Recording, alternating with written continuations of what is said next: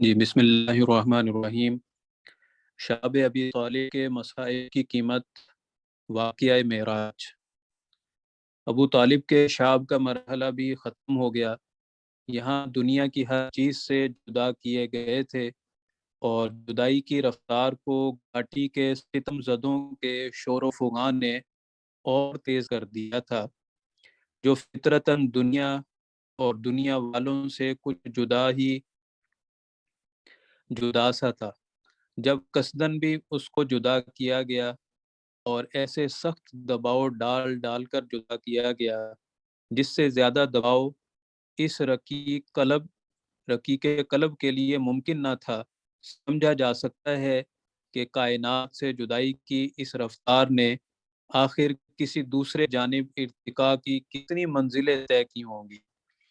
جس چیز کو ایک طرف سے دباؤ گے تو دوسری طرف اس کا ابھرنا ناگزیر ہے۔ سطر یعنی چھپانے اور خاموشی سے کام لیا جاتا تو خود عقل قیاس کرتی کہ اس دباؤ نے کسی دوسری سمت کتنا ابھار پیدا کیا ہوگا۔ لوگ سوچتے نہیں، ورنہ جب شاب ابی طالب سے نکلنے کے ساتھ ہی کہنے والے نے ہرا کے واقعہ سے بھی زیادہ قدرت کی نادرہ نمائی یعنی انوکھی صورت کا اظہار کیا، تو جن پر ابھی اس شب کی روشنی نہیں کھلی تھی جس میں ان پڑھ کو کتاب دی گئی، وہی کہنے لگے کہ ایک رات میں اتنا عروج، ایسا عروج کس طرح میسر آیا۔ واقعہ معراج کے متعلق چند ارشادات۔ ان بھولے بھالوں سے کوئی کیا کہہ سکتا ہے؟ آخر جو نیچے سے دبایا گیا اور مسلسل اتنی بے دردیوں سے دبایا گیا اور وہ دبتا ہی چلا گیا، کس قدر عجیب بات ہے کہ اسی کے متعلق پوچھتے ہیں کہ اوپر کی طرف کس طرح چڑھا اور کیوں چڑھتا گیا، جن کو یہی نہیں معلوم کہ عالم کیا ہے، انسان کیا ہے، اور دونوں کا بنانے والا کیا ہے۔ عالم انسان میں ہے یا انسان عالم میں ہے؟ جن پر یہی معمہ نہیں کھلا ہے تو پھر وہ اس گرہ کو کیا کھول سکتے ہیں جن میں انسان اپنے خالق کے ساتھ بندھا ہوا ہے۔ خالق عرش پر بھی ہے، اور جس کو خلیفہ اور آدمی کہتے ہیں، وہی جس میں خالق کی روح پھونکی گئی ہے، اس کی گردن کی وریت کے پاس بھی عرش ہی والا خالق ہے۔ جب تک ان متناقضات یعنی ازداد کے تناقض یعنی اختلاف کو تم سلجھا نہیں سکتے، اس قسم کے جولیدہ یعنی بکھرے ہوئے حقائق کی گتھیوں میں کیوں الجھتے ہو، جو نہ روح کو جانتے ہیں اور نہ جسم کو؟ وہی باہم ایک دوسرے سے سرگوشیاں کرتے ہیں کہ کیا یہ واقعہ روح کے ساتھ پیش آیا یا جسم کے ساتھ؟ جسم کے ساتھ پیش آیا تو کیا، اور روح کے ساتھ پیش آیا تو کیا؟ جن کی سمجھ میں دونوں پہلوؤں میں سے ایک پہلو بھی نہیں آتا، وہ ان دو شقوں یعنی حصوں اور قسموں سے ایک تعین آخر کس بنیاد پر کرتے ہیں؟ ہستی کا جو تناور درخت تمہارے سامنے کھڑا ہے، اور جس کے مختلف حصوں کے نام خاک و آب و آتش و باد و سفلیات و علویات، ارض و سماوات، مرئیات و غیر مرئیات ہیں، وہی جس سے تمہارے سامنے فرات و نیل یا گنگا و جمنا کی موجیں بھی ابلتی ہیں۔ حاشیہ ساتھ ہی پڑھ لیتے ہیں۔ ایک نمبر، معراج میں آن حضرت صلی اللہ علیہ وسلم نے سدرۃ المنتہا کی جڑوں سے جنت کی نہروں کو بہتے دیکھا، اور فرات و نیل کو بھی اسی کے اندر سے پھوٹتے پایا۔ آپ کے اس بیان ہی سے سمجھا جا سکتا ہے کہ سدرۃ المنتہا کوئی ایسی حقیقت ہے جو محسوس اور نامحسوس عالموں میں بطور قدر مشترک کے ہے۔ تفصیل کے لیے حجت اللہ البالغہ شاہ ولی اللہ رحمۃ اللہ علیہ اور میری کتاب المعراج۔ اور پھر اسی سے ان عالموں میں جہاں تمہاری اور تمہاری بینائی کی رسائی نہیں، تسنیم و کوثر کی نہریں بھی پھوٹتی ہیں۔ تم کو کیا معلوم کہ اس درخت کی جڑ کہاں ہے، اور اس کی پھنگ یعنی آخری سرا وجود کی کس شکل پر ختم ہوئی ہے؟ نہ دیکھنے والے کیوں منہ تکتے ہیں جب دیکھنے والے نے کہا کہ وہ سدرۃ المنتہا ہے؟ مٹی ہی گیہوں ہے اور گیہوں ہی روٹی ہے، روٹی ہی خون ہے اور خون ہی گوشت ہے، اور گوشت ہی کہیں آنکھ ہے، کہیں جگر ہے، کہیں ہڈی ہے اور کہیں ناخن ہے۔ ایک ہی وجود تمہیں مختلف پیرایوں میں کیا کیا نظر آیا؟ پھر اگر کسی نے شجر وجود ہی کے اندر سے نیل و فرات کو بھی اور تسنیم و سلسبیل کو بھی نکلتے دیکھا تو غلط کیوں دیکھا؟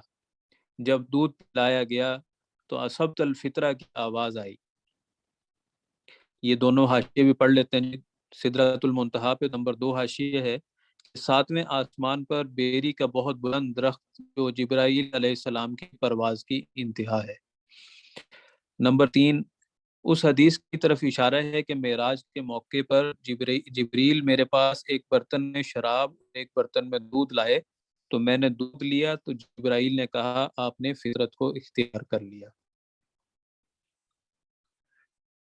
جب دودھ پلایا گیا تو اسبت الفطرہ کی آواز آئی۔ ایک صفت اگر دوسرے عالم میں دودھ کے رنگ میں دیکھی گئی تو پھر جھوٹ کی شکل دوسری دنیا میں اگر پتھر بن جائے، حسد کی شکل بچھو کی ہو، ہرس چوہے کی شکل میں دوڑتا دکھائی دے تو اس پر حیرت کیا ہے؟ یقیناً انسان میں دونوں خواہشیں ہیں، حیوانی بھی اور ملکوتی بھی، یعنی فرشتوں جیسی بھی۔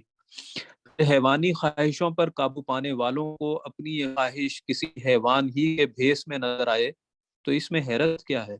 وہ سفید ہو، براق ہو، برق رفتار ہو، اتنا برق رفتار ہو کہ جہاں اس کی نظر پہنچتی ہو وہیں اپنے قدم رکھتا ہو۔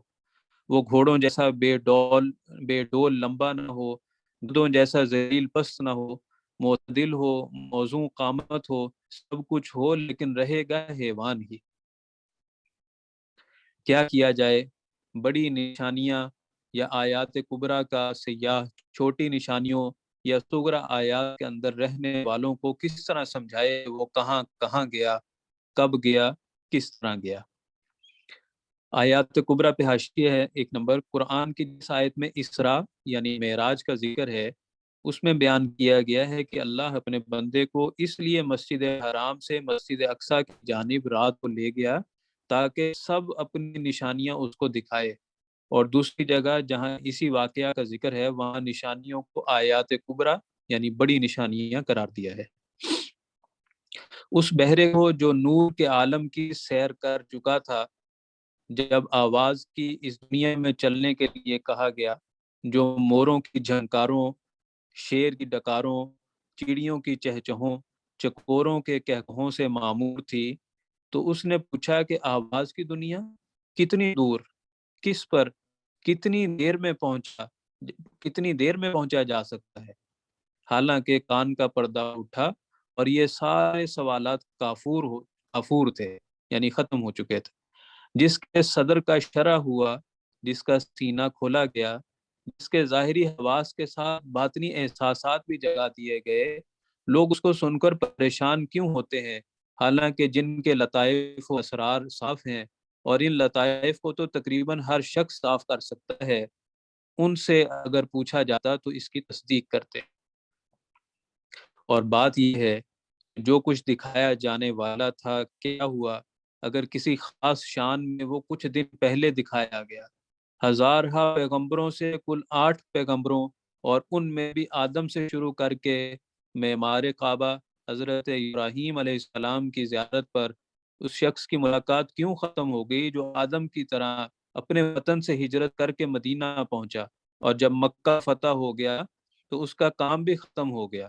جس نے دیکھا اور جنہیں دکھایا گیا دونوں کی زندگی پر غور کرو تو نظر آئے گا کہ جو ہونے والا تھا وہ کسی رنگ میں اس وقت ہو رہا تھا، حالانکہ انہی واقعات کے سلسلہ میں جب صرف زندگی نہیں بلکہ امانت کبریٰ کی زندگی اقصیٰ کی مسجد میں دکھائی گئی تو اس وقت 8 ہی نہیں بلکہ دنیا کے سارے پیغمبر اس امام کے پیچھے کھڑے نظر آئے جو نوع انسان کا سب سے بڑا امام ہے۔ اللہم صلی علیہ وسلم۔ 1 نمبر حاشیہ دیکھ لیں۔ پہلے آسمان پر آدم، دوسرے پر عیسیٰ و یحییٰ، تیسرے پر ادریس، چوتھے پر ہارون، پانچویں پر یوسف، چھٹے پر موسیٰ، ساتویں پر ابراہیم علیہ السلام کو دکھایا گیا۔ آدم نے جس طرح اپنے وطن جنت سے نکل کر دنیا کی ہجرت کی حضرت صلی اللہ علیہ وسلم مکہ سے نکل کر مدینہ پہنچے۔ مدینہ میں یہودی فتنہ نے آپ کو اسی طرح گھیرا کہ جس طرح عیسیٰ و یحییٰ علیہ السلام ان میں گھرے۔ ادریس علیہ السلام کتابت کے موجد تھے۔ بدر کے بعد حضرت صلی اللہ علیہ وسلم نے مسلمانوں میں نوشت و خوان کو مروج کیا، حتیٰ کہ ہر خواندہ قیدی سے 10 بچوں کو لکھنا سکھا دینا فدیہ مقرر ہوا۔ ادریس علیہ السلام کے بعد آپ نے سلاطین کے نام خطوط روانہ کیے۔ آگے جس طرح ہارون علیہ السلام بنی اسرائیل میں ہر دل عزیز تھے، حضرت صلی اللہ علیہ وسلم صحابہ رضی اللہ عنہم میں محبوب تھے۔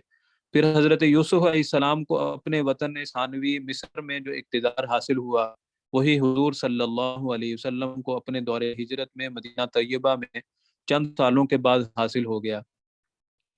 پھر جس طرح حضرت موسیٰ نے وطن فلسطین پر مصر سے حملہ کیا، حضرت صلی اللہ علیہ وسلم نے مکہ پر حملہ کیا اور اس کو مشرکوں کے اقتدار سے آزاد کروایا۔ ابراہیم علیہ السلام بانی کعبہ تھے، کعبہ پر قبضہ کر کے پھر اس کو ابراہیم علیہ السلام کی مسجد بنا دیا، اسی پر زندگی ختم ہو گئی۔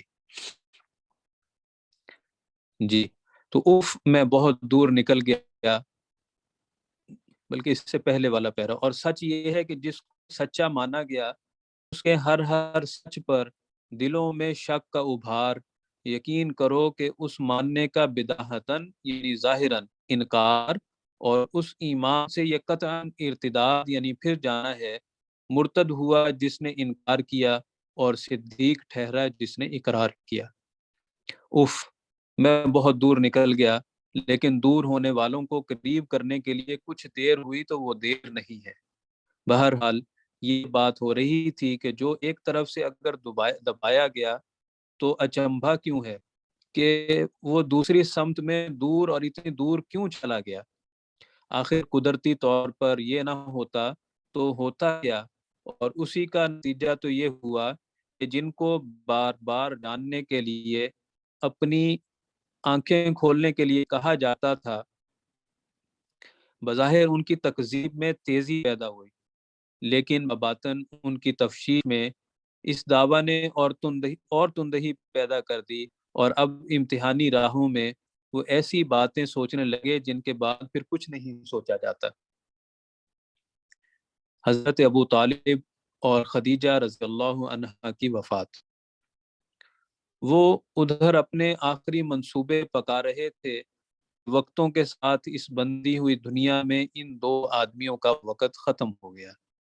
جو جانچا جا رہا تھا اس کے لیے واقعہ کے اعتبار سے یہ کچھ نہ ہو، لیکن عام بشری قانون کی روح سے ان کو بہت کچھ سمجھا جاتا ہے۔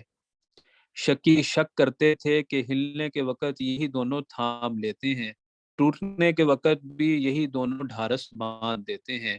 الغرض حضرت ابو طالب بھی چل بسے، اور سب سے پہلے ایمان لانے والی خاتون، دنیا کی ایمان والیوں کی پیشوا رضی اللہ عنہا نے اپنا کام پورا کر کے چھوڑ دیا، امتحان کے میدان میں تنہا چھوڑ دیا، تاکہ تسلی کے الزام کا یہ شوشہ بھی مٹ جائے، اور کٹ گیا اور مٹ گیا، لیکن امتحان دینے والا امتحان کے میدان میں اسی طرح ڈٹا ہوا تھا، اور ان تمام حالات کے ساتھ ڈٹا ہوا تھا جو اس پر گزرے جا رہے تھے۔ لیکن کب تک؟ حبشہ والے حبشہ میں تھے، دنیا والے آخرت میں، مکہ والوں کے پاس امتحانی مدت کے 10 سال سے زیادہ گزر چکے تھے۔ جانچ کی کون سی شکل تھی جو باقی رہ گئی تھی بجز اس ایک منصوبے کے جو آخری منصوبہ تھا؟ طائف کو روانگی۔ یہ نہیں سنتے، شاید دوسرے سنے، یہاں جی نہیں لگتا، شاید وہاں لگے، کچھ یہی سوچ کر زیادہ دور نہیں بلکہ امرائے مکہ کے گرمائی اسٹیشن طائف کا خیال آیا۔ زید ابن حارثہ رضی اللہ عنہ آزاد غلام کے سوا ساتھ بھی کوئی نہ تھا۔ حجاز کی سب سے بڑی دولت مند عورت خود بھی جا چکی تھی، اور جو کچھ ان کا تھا انہی راہوں میں جن پر وہ صرف ہو رہا تھا صرف ہو چکا تھا۔ سب کچھ جا چکا تھا، اتنا بھی باقی نہ تھا کہ طائف کے لیے کوئی سواری ہی کرایہ پر کر لی جائے۔ معمولی 2 چلوں کے سوا پائے مبارک کے لیے راستہ کو نقصان کرنے والی کوئی چیز نہ تھی۔ اسی حال میں پہنچتے ہی اونچی دکانوں والوں کے پاس آئے، جس لیے آئے تھے اس کا اظہار کیا گیا۔ پھر تمام تجربوں میں یہ آخری تجربہ تھا کہ جس کسی کے پاس گئے اسی نے پلٹایا، جس سے بولے اسی نے جھڑکا۔ حالانکہ کم از کم اجنبی لوگوں کا سلوک ابتداءً آپ صلی اللہ علیہ وسلم کے ساتھ بھی ایسا نہ تھا۔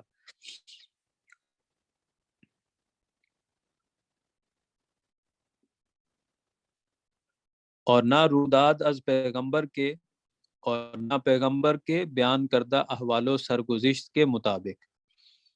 مزوں کے ہوتے ہوئے ابتداءً فطرت بشری ایسا کر سکتی ہے، مگر یہاں بھی دکھایا جا رہا ہے اور عجب شانوں کے ساتھ دکھایا جا رہا ہے۔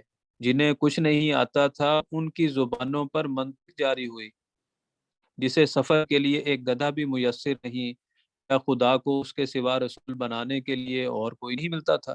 ٹوٹے ہوئے دل کے لیے یہ پہلا تیر تھا جو امارت کے نشہ میں چور ایک امیر کی زبان سے نکلا۔ ردائے کعبہ تار تار ہو جائے اگر خدا نے تمہیں رسول بنا کر بھیجا ہے۔ کعبہ کی عظمت جس کی نگاہ میں ان بتوں کے ساتھ وابستہ تھی جو مختلف قبائل کی خدائی کے نام سے وہاں رکھے گئے، اور اس کے خیال میں انہی بتوں نے سارے عرب کو کعبہ کے ساتھ باندھ رکھا تھا، اس نے اپنا یہ سیاسی نظریہ پیش کیا کہ تم اگر رسول ہو تو میں اس کا مستحق نہیں ہوں کہ تم سے بولوں، اور اگر نہیں ہو تو میری ذلت ہے کہ کسی جھوٹے سے بولوں۔ یہ ان میں سے تیسرے کی منطق تھی، جو سب کے لیے تھا اور سب کے لیے ہے، قیامت تک کے لیے ہے۔ کیسا دردناک نظارہ ہے، اسی کو سب واپس کر رہے تھے، تیز و تلخ جملوں کے ساتھ واپس کر رہے تھے۔ بات اسی پر ختم نہیں ہو گئی کہ انہوں نے جو پیش کیا تھا اس کو صرف رد کر دیا، بلکہ آگ میں پھاندنے والوں کی جو کمریں پکڑ پکڑ کر گھسیٹ رہا تھا وہی کمر کے بل گرایا جاتا تھا، پتھر مار مار کر گرایا جاتا تھا۔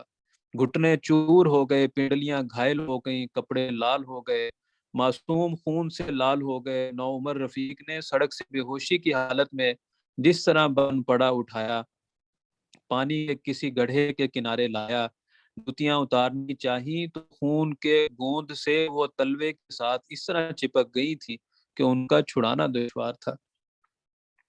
حاشیہ نمبر 1 دیکھیں جی۔ بخاری و مسلم کی اس مشہور حدیث کا ترجمہ ہے جس میں آن حضرت صلی اللہ علیہ وسلم نے فرمایا، مثلی و مثلکم انا آخذ بحجزکم عن النار، میری مثال تمہارے ساتھ ایسی ہے کہ میں تم لوگوں کی کمریں پکڑ کر آگ سے کھینچ رہا ہوں۔ 2 نمبر حاشیہ، جیسا کہ ذکر کیا گیا ہے کہ طائف امرائے مکہ کا گرمائی مستقر تھا، ان کے باغ میں بنگلے یہاں بکثرت بنے ہوئے تھے۔ واپسی کے وقت حضرت صلی اللہ علیہ وسلم جس باغ میں ٹھہر گئے تھے یہ عتبہ و ربیعہ قریش کے 2 رئیسوں کا باغ تھا۔ بنگلے سے ان کی نظر حضور پر پڑی، گو دشمن تھے لیکن عرب اور قریش سے دل نہ مانا۔ اپنے عیسائی غلام عداس کی معرفت ایک پلیٹ میں انگور کے چند خوشے انہوں نے حضور صلی اللہ علیہ وسلم کے پاس بھیجے، قبول فرما لیا گیا اور بسم اللہ کر کے تناول فرمانا شروع کیا۔ عداس کو آپ کی بسم اللہ پر حیرت ہوئی، پوچھنے پر حضرت صلی اللہ علیہ وسلم نے فرمایا کہ میں اللہ کا رسول ہوں۔ عداس رضی اللہ عنہ یہ سن کر قدموں پر گر کر بوسے دینے لگا۔ جی، اور کیا کیا گزری، کہاں تک اس کی تفصیل کی جائے، خلاصہ یہ ہے کہ طائف میں وہ پیش آیا جو کبھی نہیں پیش آیا۔ لیکن کیا طائف کی بات صرف اسی پر ختم ہو جاتی ہے؟ سڑک مڑ رہی تھی لیکن لوگوں نے راستہ کو سیدھا خیال کیا، چوراہے پر کھڑے تھے لیکن کوئی نہیں ٹھٹکا۔ حالانکہ بخاری میں سب سے بڑی مصیبت کے سوال میں جب یہ ذاتی اقرار موجود تھا، یعنی سب سے زیادہ سخت اذیت ان سے نہ ماننے والوں سے مجھے اس گھاٹی میں طائف کے دن پیش آئی جس دن میں نے عبد یالیل کے بیٹے پر اپنے آپ کو پیش کیا۔ تو لوگوں نے احد اور احد کے پہاڑوں کو کیوں یاد کیا، لیکن جو احد کے مقابلہ میں طائف کو یاد کرتا اس کو سب بھول گئے۔ پوچھا بھی کیا کہ کیا آپ پر احد کے دن سے بھی زیادہ سخت دن آیا؟ تو اسی کے جواب میں جس پر گزری اس نے طائف پیش کیا، تو جن پر نہیں گزری اب ان سے کیا پوچھا جائے۔ اور واقعہ بھی یہی ہے کہ ٹھیک جس طرح ابی طالب کی گھاٹی میں جو ایک طرف سے دبایا گیا تو دوسری سمت وہ بلند ہوا، اور اتنا بلند ہوا کہ ارض و سماوات، سفلیات و علویات، مرئیات و غیر مرئیات، حتیٰ کہ جس پر سب ختم ہوتے ہیں، منتہا کا یہ سدرہ بھی اسی کے احاطہ میں آ گیا۔ بھی جنسی ہی کچھ اسی طرح طائف کی گھاٹی میں جو واپس کیا گیا، اور اس طرح واپس کیا گیا کہ جن سے ملتے وہی پھٹتا، جس سے چمٹتے وہی سمٹتا، جس کو بلاتے وہی دور دراتا، یعنی دھتکارتا، جس سے جوڑتے وہی توڑتا۔ تو انکار کی یہ آخری حد تھی۔ ایسا معلوم ہوتا تھا کہ کائنات کا ذرہ ذرہ آپ سے ٹکرا رہا ہے، جو ہے رد کر رہا ہے۔ اگر یہ ہو رہا تھا اور دن کی روشنی میں ہو رہا تھا تو کیوں نہ سمجھا گیا کہ جس قدرت کے ہر منفی قانون کی انتہا مثبت پر ہوتی ہے، جس کے ہر عمل کی تان رد عمل پر ٹوٹتی ہے، عمل در عمل کی گتھیوں میں گتھی ہوئی اس دنیا میں جب یہ واقعہ یوں ہی ہو رہا تھا، تو بلا شبہ صفا کے دامن سے جس انکار کی ابتدا ہوئی تھی، طائف کی اس گھاٹی میں اس کی انتہا ہو گئی۔ جو رد کیا گیا قبول کیا جائے گا، جو ہنکایا گیا بلایا جائے گا، جو گرایا گیا اٹھایا جائے گا۔ عقل کا مقتضات تھا کہ ایسا ہوتا، اور شاید کہ ایسا ہی ہوا۔ مگر اس دنیا کی ریت یہی ہے کہ مسبب یعنی سبب پیدا کرنے والا ہمیشہ سبب کے رنگ میں نظر آتا ہے، رنگ میں آتا ہے، اصل نقل کے بھیس میں آتا ہے۔ کس قدر عجیب ہے کہ امتحان و ابتلا کی اس طویل مکی زندگی میں پڑھ رہی تھی اور جھیل رہا تھا، اس نظارہ کے سوا اور کوئی تماشا کبھی پیش نہیں ہوا۔ لیکن جب مکہ کے ان ہی واقعات کا تکملہ یعنی مکمل یا تمام ہونا طائف میں ہوتا ہے، تو دیکھو جو شروع ہوا تھا وہ اپنے انتہائی نقطہ پر پہنچ کر ختم ہو گیا۔